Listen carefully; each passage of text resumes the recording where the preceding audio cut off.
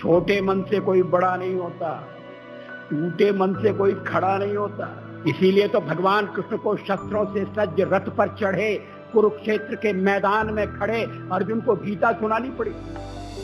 अपने इस ध्येय वाक्य को लेकर चलने वाले भारत रत्न स्वर्गीय अटल बिहारी वाजपेयी ने अपने परिश्रम और दूरगामी सोच से भारत को खड़ा करने में अतुलनीय योगदान दिया है।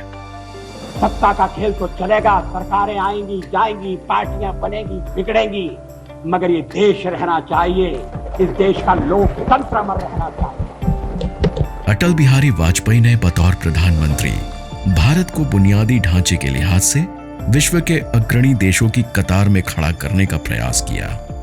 उन्होंने न केवल पूरे देश में आधुनिक सड़कों का जाल बिछाया, बल्कि सुदूर पर्वतीय क्षेत्रों को रेल नेटवर्क से जोड़ने के लिए साहसिक निर्णय लिए। अटल जी के कार्यकाल में ही भारत में मोबाइल क्रांति का सूत्रपात हुआ। साथ विमानन क्षेत्र को विदेशी कंपनियों के लिए खोलकर इसके विकास व विस्तार की आधारशिला रखी गई। देश में मेट्रो रेल की रफ्तार भी अटल जी की देन है। भारत बुनियादी ढांचे को विकसित करने आज उसी दिशा में दोगुनी रफ्तार से आगे बढ़ रहा है और उसके सारथी हैं प्रधानमंत्री श्री नरेंद्र मोदी। आज दुनिया की बहुत बड़ी बड़ी कंपनियां भारत का रुख कर रही हैं। आज भारत मेक इन इंडिया के साथ साथ मेक फॉर वर्ल्ड के मंत्र के साथ आगे बढ़ रहा है, जिसका श्रेय प्रधानमंत्री नरेंद्र मोदी को जाता है, जिन्होंने डिजिटल इंडिया के रूप में भारत को आधुनिक रूप से सक्षम बनाया है।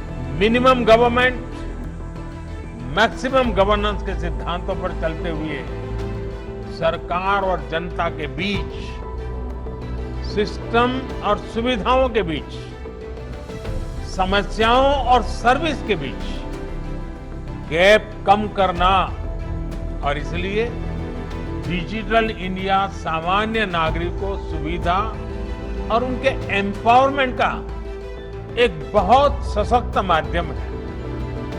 प्रधानमंत्री ग्राम सड़क योजना से गांवों की तस्वीर बदली है, करोड़ों देशवासियों को पक्का मकान दिया है। नेशनल हाईवे का जाल, रेल कनेक्टिविटी के साथ आधुनिकीकरण, औद्योगिकीकरण, बेहतर हवाई सेवा, ये सब विकसित होते भारत की पहचान है।